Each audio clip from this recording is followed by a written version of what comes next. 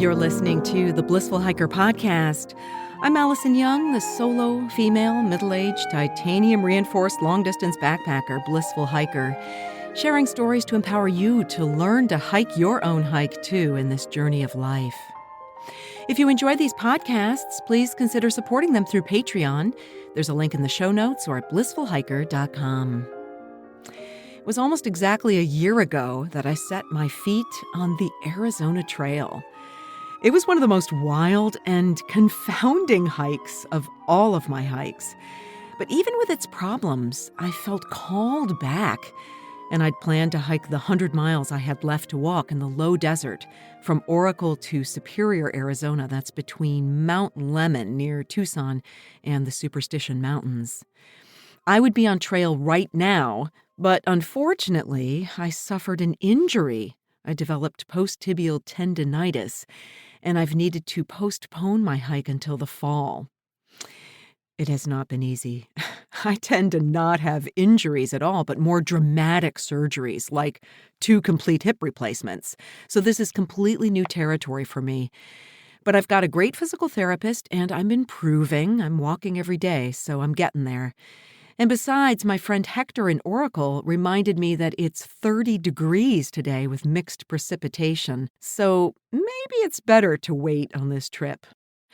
This time right now in the Christian calendar is all about waiting. It's called Lent, which means spring, but maybe more accurately, the preparation for spring.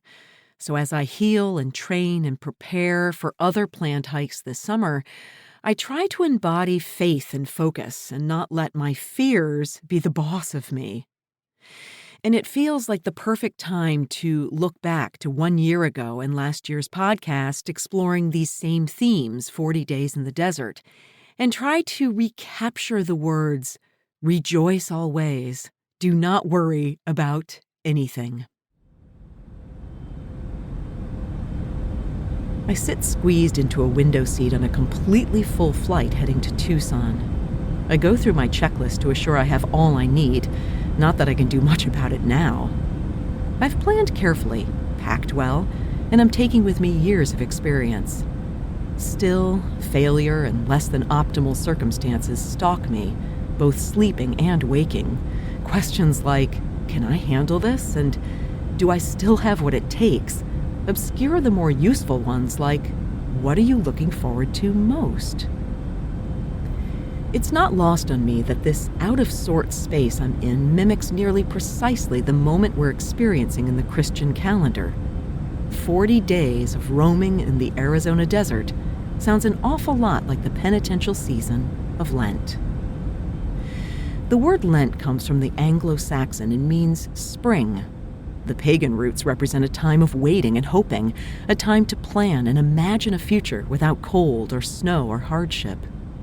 For early Christians, the 6 weeks before Easter prepared converts for baptism.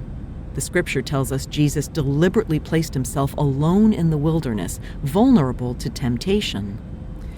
Lenten contemplation and solemnity imitates this act through fasting, prayer, and giving up something, all in the service of developing a deeper relationship with God. I find it interesting that in the beginning we were placed in a natural place, less a wilderness than a garden, a perfect place, one of perpetual spring.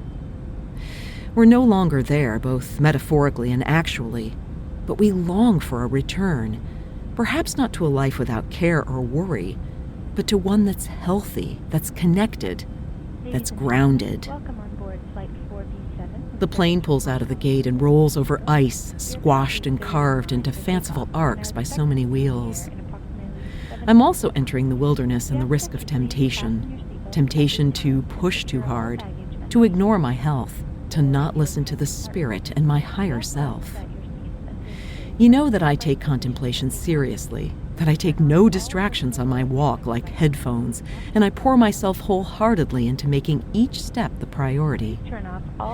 But there's more to this season than a search for the garden and the simplicity and rightness of that communion. And my dreams point to an anxiety beyond simply adopting a positive mental attitude. Last Wednesday, Richard and I gathered with friends and acquaintances to read, sing, and have an oily smudge placed on our foreheads.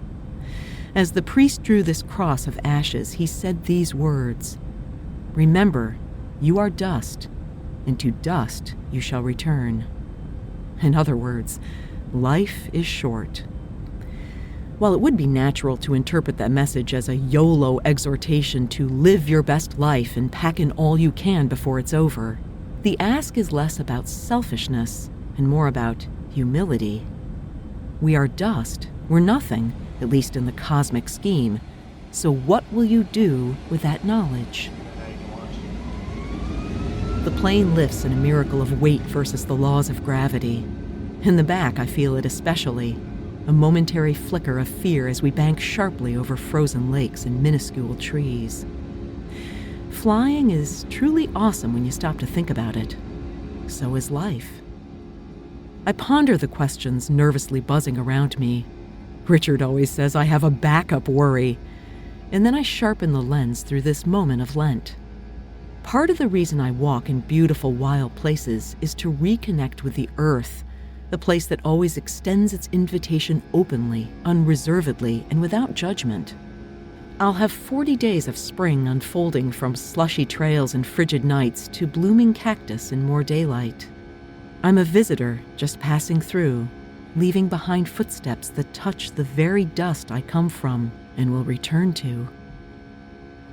I remember a set of flights I took several years back from Minneapolis to New York, then Paris to Geneva.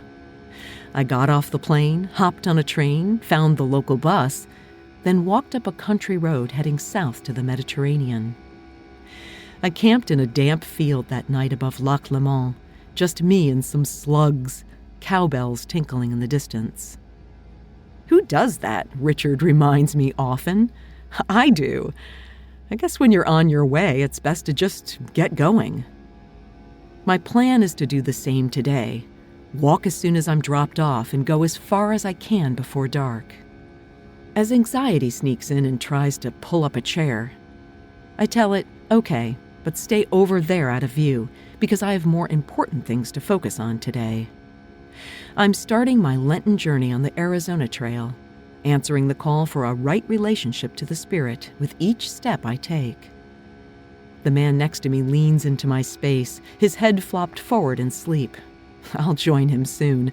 This was a very early flight. But will I get to Tucson on time? Will I be so wrecked from travel I can't hike well or relax into the challenge? One of my favorite passages pops into my head. It's from Philippians and goes something like this. Rejoice in the Lord always. Again, I say rejoice. Let your gentleness be known because the goddess is here with you. Don't worry about anything, but in all things through prayer and thanksgiving, speak your truth.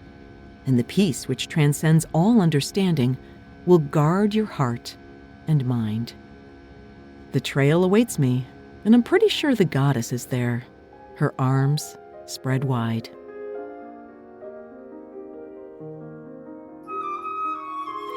Thanks so much for listening to this rebroadcast of an episode from last year, right before I set foot on the Arizona Trail. I planned to go back. I would be walking right now, but I'll have to put off the 100 miles that I have left of the Arizona Trail until the fall. That's because I have tendinitis in my foot. But I'm healing and appreciate all of your support and good thoughts. You can listen to the Blissful Hiker podcast. It's on Apple and pretty much on every podcast platform. You can find out more about my hikes, my keynote speeches, and how you can support the podcast at blissfulhiker.com. Have a great week, friends. Stay healthy, and until we meet again, kia kaha and happy trails.